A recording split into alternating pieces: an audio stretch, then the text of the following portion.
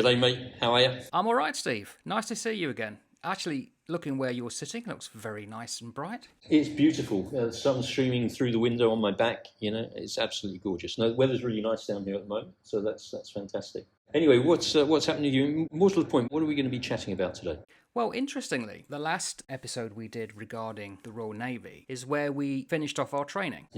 And I believe we both had to go to ships down in Plymouth because we were on Leanders. Mine was HMS Aurora, yours was HMS Charybdis. Almost roughly the same time, bar a year or two. Yeah. Do you remember joining your first ship and what was it like? Good and bad, in other words. How'd you get on? Yeah, I don't think it's something that I'd ever forget, if I'm to be quite honest. It was an interesting experience. I can remember when we were in basic training at Raleigh, you did a ship's visit. Don't know if you recall that. And whatever ship was alongside at the time, you'd visit. We went and visited HMS Apollo, which was also a Leander-class frigate. And I can remember thinking, oh my goodness, what a nightmare this ship is. This is just such a mess down here, it's just, everything's cramped, everything's horrible. Yeah, they were old. I thought, this is definitely why I want a Portsmouth-based destroyer, because they were bigger and a bit more sexy than these crappy old frigates. Of course, drafty being drafty, HMS Centurion being HMS Centurion, sent me to a Plymouth-based frigate. And HMS Charybdis, as you've said, was the ship that I joined. I remember the day very well. I don't remember the ship's visit. We must have done one if it was standard, but I do not remember it, strangely. If it had been something like one of the Rothsay class frigates, which was even older than the Leanders, and they were still around. They were.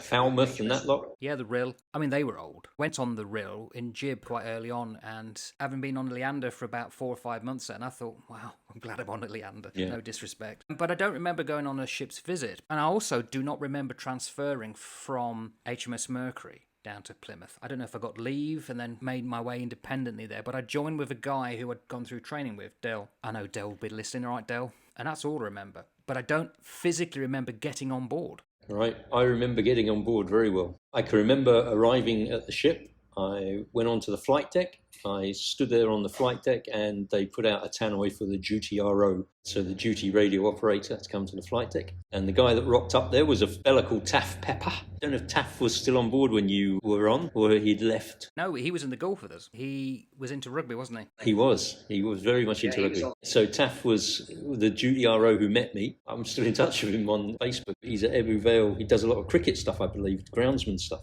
Good lad. Welsh boy. He met me and took me down the mess, and I was introduced to whoever was there on a Sunday afternoon, which is hardly anybody because most people are on their way back from weekend leaves. And on Monday morning, we deployed on our Miller patrol to the Gulf. So I literally got thrown into a workup at Portland. And the workup at Portland before deploying to the Gulf, as you can recall, I'm sure, was a nightmare, particularly a nightmare when you're 16 years old, very wet behind the ears, and haven't got a clue from one end of the ship to another.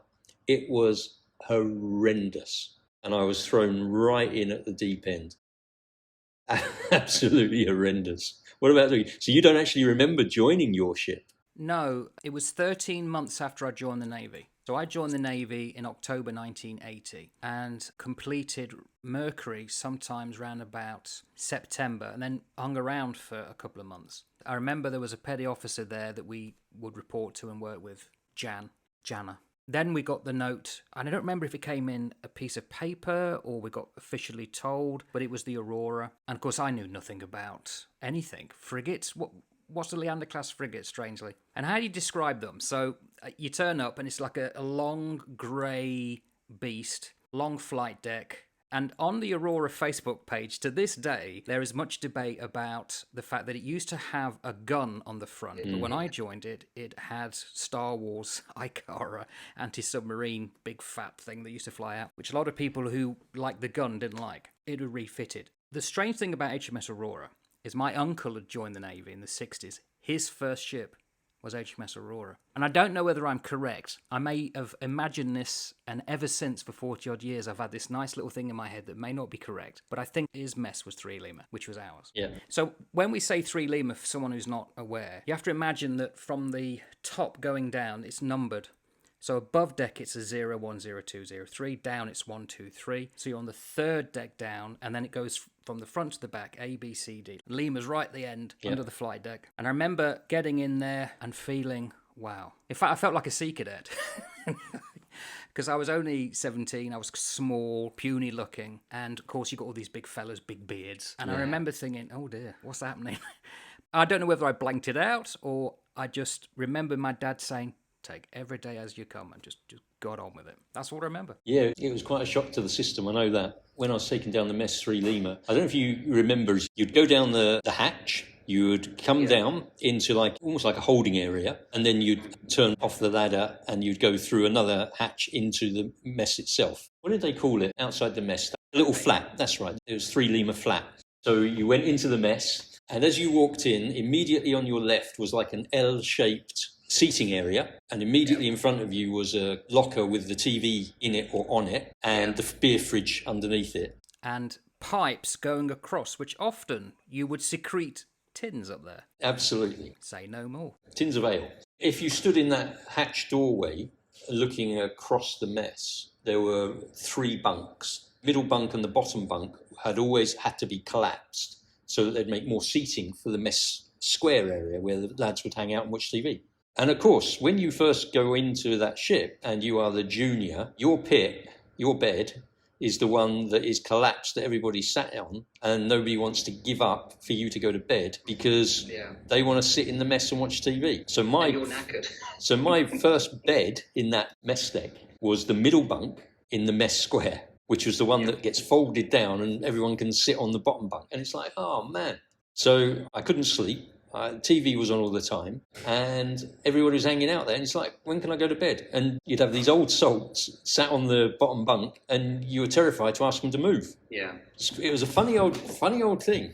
As you explain when you come in and you got the table, there's a picture of us doing a sod's opera, isn't there? Yeah, there is. 5 or 6 of us, and we're all dressed up in green. Won't say any more. No. But for those who are in the know, we were dressed up, and we did look very good. What's interesting also about that, same on the Aurora or the 3 Limas, is there I learned to play a game that to this day I've got very fond memories of, and it's Uckers. Uckers. How do you describe Uckers? It's Ludo with naval rules, basically. 6-piece mixy blobs. Brilliant game. Once year, twice year. It's a difficult game to explain, but it's just fantastic. And as you walk through, you come to a larger area where once the pits are down and they're like seating areas, you all sit around talking. And looking back, it was a mix of ages.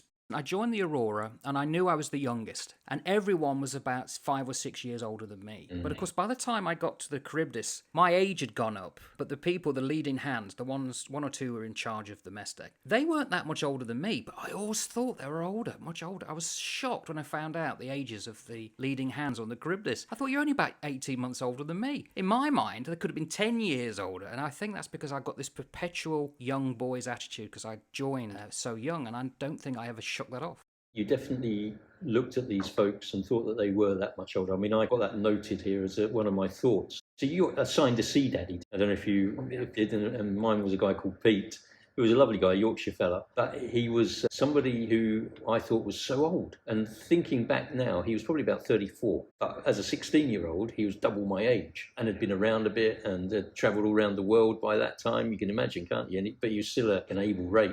And Pete looked out for me and tried to show me the ropes and all of that sort of thing. But I was absolutely hopeless on board to start with in terms of just not knowing what I was doing, where I was going. And as I say, then heading straight off to Portland, Thursday wars, which was a thing that you got put through before you deployed to make sure that you were operationally capable of deployment, etc., work up before you go out on patrol. And the Thursday war, so I joined on the Sunday, Monday, straight off, Thursday wars. That I think it was that week, or it was the week after, I can't recall now. I think it may have even been that first week. And it was just chaos, absolute chaos. And you're assessed all the time by flag officer staff as to whether you're capable of doing stuff. And I'm thinking, I didn't even know who flag officer staff were, let alone being assessed by them.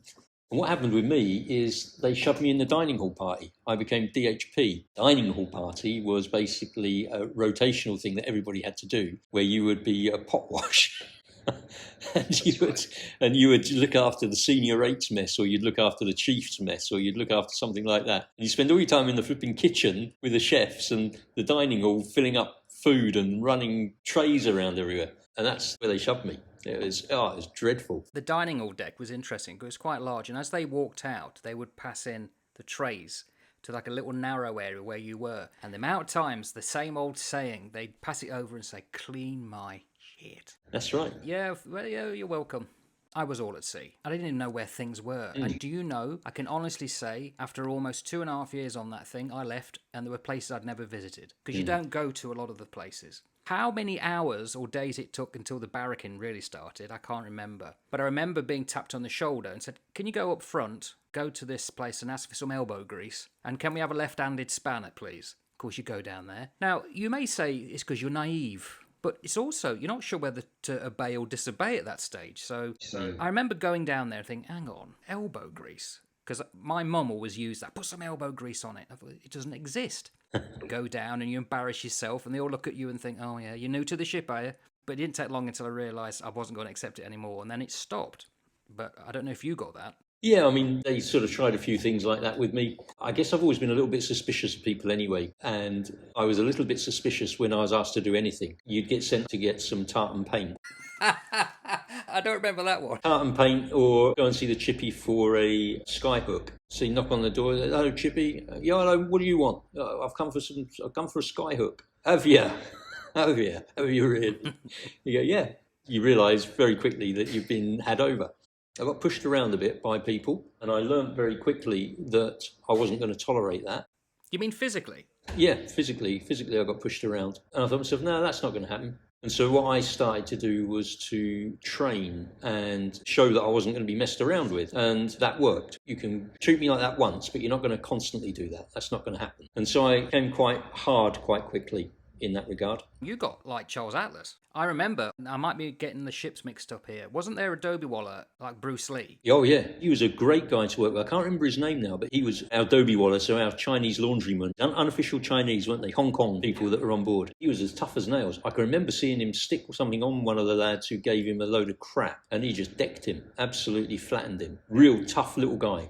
Nice bloke, real nice bloke, but small, and people pushed him around a bit and then they regretted it.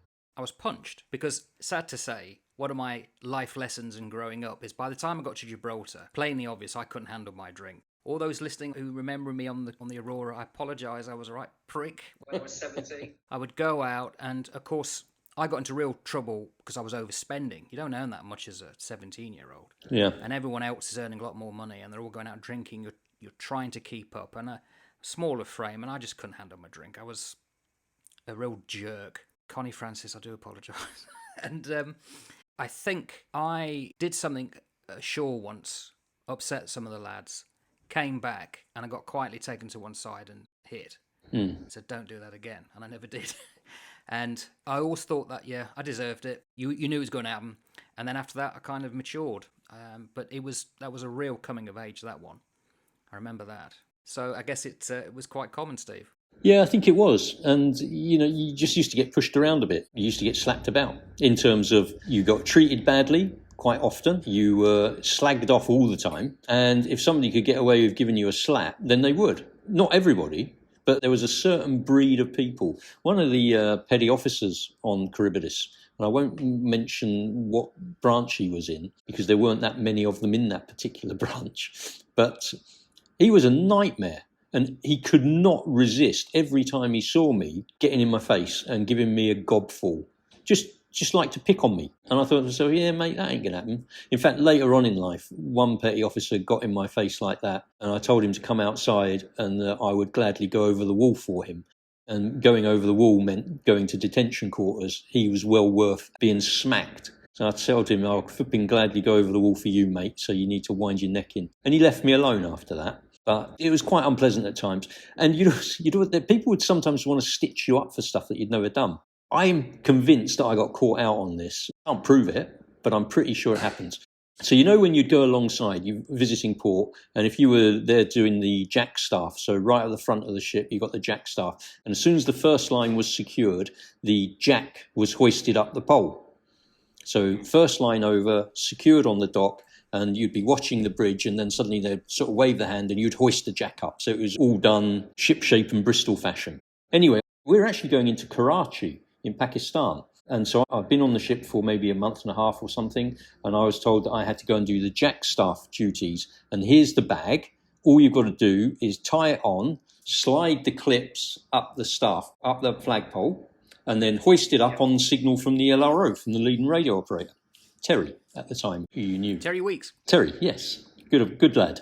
So bless him. Well, Terry, he's up there on the bridge, and first line goes across, and you wait for it to be dragged out of the water, and I'm watching Terry, and I've got the bag tied on, and I can see the jack, it's all clipped in there, and I'm watching, I'm waiting, and he waves his hand, first line secured, and I go like this, and I pull it straight up the jack staff, and I wind it off, and then undo the bag, and I turn around to walk away, and the captain is going absolutely ballistic, and all I can hear screaming is, "Get that ensign down!"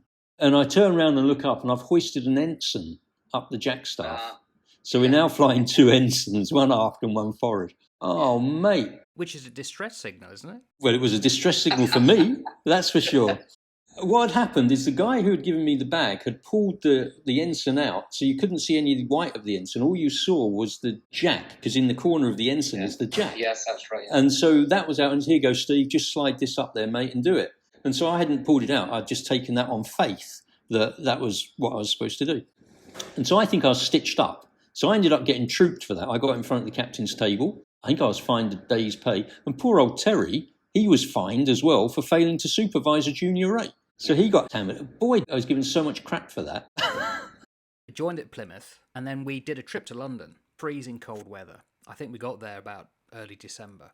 It's the first time harbour stations happen where literally the ship goes mad. I was going around like a headless chicken. That was interesting because when we got out the sound, suddenly the waves, and it was the first time the ship started to move. For about an hour, I felt really quite queasy. I thought, oh, am I going to be seasick? Never was, and then literally it never happened again. But for that few moments, and we went to London. We berthed alongside HMS Belfast, but this was 1981, and all the place around, as soon as you got ashore, was a wreck. It was almost derelict from the war. No one ever went out there on their own. They always had to go in 2s or 3s just in case you got mugged. You weren't that far from Tower Bridge either. I remember dancing with Dale. We went up north and we were doing like Northern Soul. We cleared the dance floor very quickly, the two of us. If you ever seen Northern Soul dancing, you know what I mean. That was a funny time. The first run ashore was hilarious. Interesting period, interesting time, being thrown into the middle of it all, having all of the sounds, almost like all of your senses were totally overwhelmed by everything that was going on. And as soon as that ship, as you say, goes to sea and she starts to get the flow of the ocean under her, everything changes again, because now you're out there on this sleek grey warrior of death. The ship, she becomes like a living entity. It's fascinating. And I absolutely love, still today, I love going to sea. I love being out at sea. And I always said that one day, if I was ever wealthy enough, I would take a cruise around the world, because I just love being at sea. I love the smell of the ocean and all the rest of it, the movement of the ship. But you said that you felt a bit queasy. What I used to get when I came away from the jetty and we started to sail out and got out through the breakwater there, I used to get earache for the first day, and then everything would settle down. I was never seasick, but I used to get an earache on the first day at sea. Because that's where your balance is, isn't it? When I was on my last ship, HMS Brazen, we came back, and the girlfriend, Jo, my wife, came on board. And it was the only time of all the ships I ever came back into Plymouth that we went out of the Sound with all the families on board. Jo was seasick before we'd even left the side. Because the smell of Avcat and diesel and the movement was just too much for her. Even now, if you spoke to her, she remembers coming down to the Charybdis, and I was introducing her to everyone there, and she said everyone was so well behaved. Are they normally like that? And I said, no, not really. He said they obviously try not to swear, but we couldn't help it. The effing and blinding down in the mess is another thing to talk about. You don't even realise it half the time. Some of the guys who are on the same level, never one, two above you in rank. You'd often greet them with a, all right, mate, or you see. It was just this gentle barracking, because they were your mates and you're a long way from home. Yeah, the language was colourful, and life as a Royal Naval sailor was very colourful, full stop.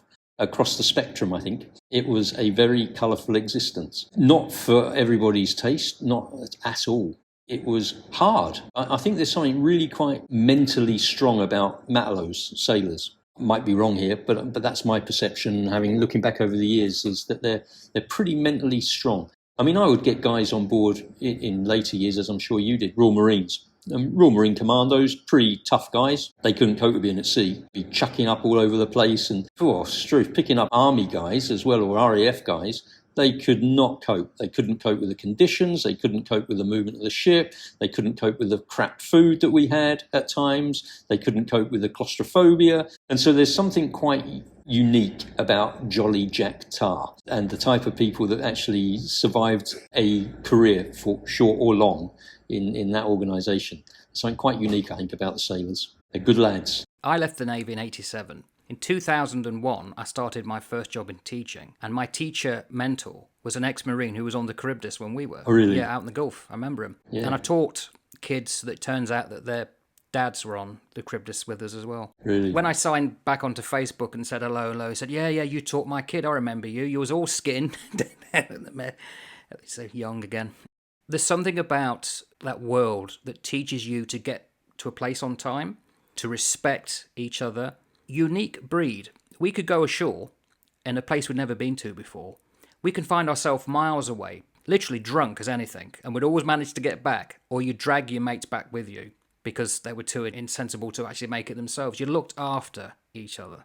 You did. And then that internal gyro to find your ship wherever you were in whatever part of the world was incredible. So I had my leaving do on the Charybdis, on the Charybdis, when we left after the second Gulf deployment, came back in to Gibraltar, and I'd gone ashore with Terry about 10 o'clock in the morning, and we found a bar, and we just parked up, and Terry says, you need to get a few of the lads down here for leaving drinks. I said, no.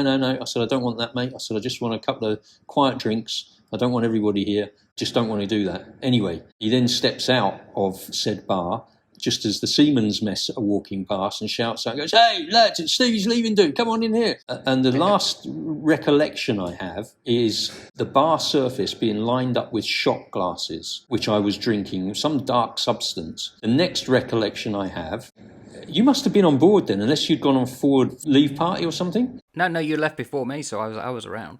But I was probably on watch. Yeah, so the next recollection I have is waking up stark naked in my bed, in my pit, under a pusser's wool blanket. And I woke up and I sort of looked down and I thought, I'm on the ship. How the hell did I get on the ship? Last time I remember, I was in Gib. Where's my sleeping bag? Where's my clothes? And I sort of staggered out of my bed and thought, oh my goodness, I've got a head like somebody's hammered me with been Thor's hammer.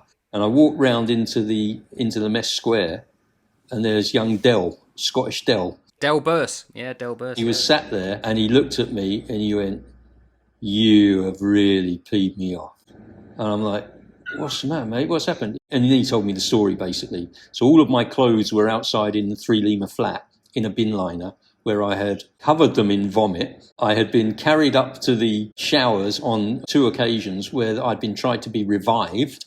They couldn't bring me round. So they had to put a 24-hour guard on me. Officer Watch ordered a 24-hour guard on me. And so the lads had to stagger on to look after me all through the night to make sure I didn't die overnight. And that was it. And I'm thinking, yep, sorry, Del, sorry, mate.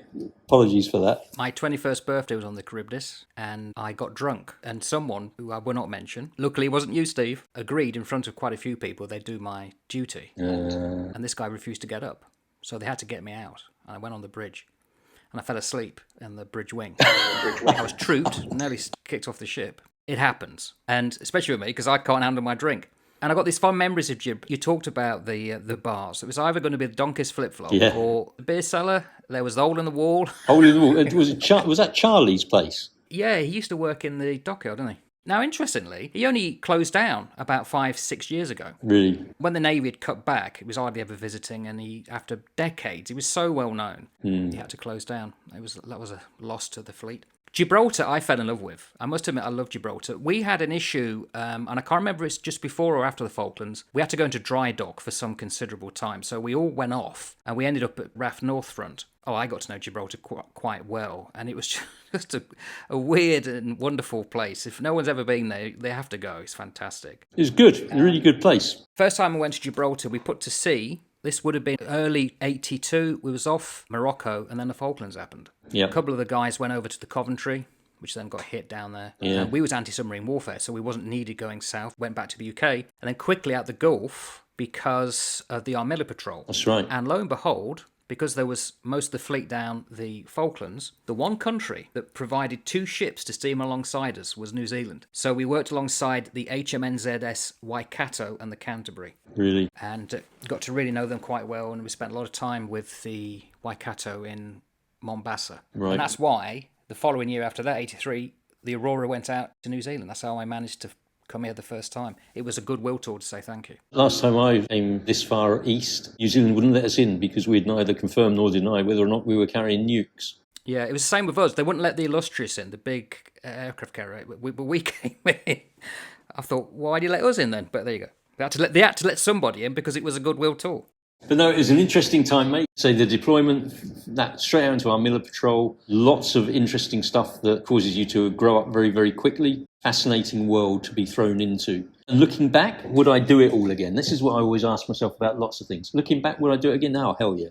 Absolutely. I really enjoyed my time in the Royal Navy. I met some fine people, served in some amazing places, served on some great ships. And the people that I've served with over the years, even if we didn't see eye to eye all the time, I've got a huge degree of fondness and respect for. Very pleased to have spent my time in the Royal Navy and to have worked alongside the people that I worked alongside. They're great folk. They say you never forget your first ship, and it is true. The Aurora holds a very special place in my heart. But there was one event, I mentioned it earlier, I should wrap it up and say it. It was a massive injustice. It didn't affect me, but in a way it did because I saw how it affected others. We were in the Gulf. I'm not saying where we were because people will be listening and know what I'm talking about.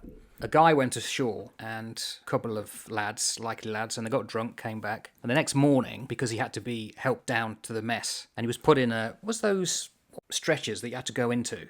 They stand them up in case you were sick. They'd wrap you in them. I can't remember the name. Oh, yeah, I know what you mean. I can't remember. Well, he was put in one of them just in case he vomited. Next day, he was trooped, and he was fined quite a lot of money. The same night, an officer jumped into a swimming pool fully dressed at a cocktail party with his hat on, and nothing happened because officers can only be high-spirited. And I reckon it was from that moment that I gained an interest in ethics, which eventually led to me going to university to study it and then teaching it and having a lifelong interest, because that was a real injustice that had a profound effect on quite a few people. Really interesting. You're right. In terms of egalitarian society, it was not an egalitarian society on board a ship, and the wardroom and the upper deck was the upper deck for a very good reason, because they could do what they wanted, and if we did the same thing, we would be hung, drawn and quartered for it, or rather keel-hauled for it. Very, very different. And that's actually what I've seen replicated in other organisations that I've worked in since that time, where the people who are senior leaders can get away with stuff that they would crucify one of the workers for. And again, that's not a position that I've been very comfortable in over the years, and it's always something that I've pushed back on considerably when I got into positions that I could. And even when I wasn't in a position, I'd still been pushed back on it. I guess I've always been a little militant, lower deck lawyer. Yeah, I was exactly the same. You're not allowed to have your own opinion. You're not allowed to disagree with any of the system, and if you are, you're a troublemaker. But a lower deck lawyer was somebody who was actually did have a voice and a mind, and was willing to actually stand up for somebody and say, actually, mate, that's a bit unfair. That's not right. No, that didn't happen that way. And people would give you a double take, go, who the hell do you think you are? Somebody who's actually willing to stand up. So there were a few of us like that. Interesting. Both of us are very similar. And I'm sure that you had very similar experiences in terms of you'd go back and do it again, I'd imagine. Yeah, I would. And I would recommend anybody. Yeah. It's a shame we got rid of national service in Britain, but anybody who can go in for a couple of 3 years, even if it's just that in the forces, it really has a profound effect on the rest of your life. But I think, Steve, we should end it there, and next time perhaps talk about the fact that when we was on the Charybdis and out in the Gulf together and other places. Yeah, let's do that. We'll have a little chat about that and how that worked. Sounds like a bit of fun. All right, mate. You look after yourself. Catch you later.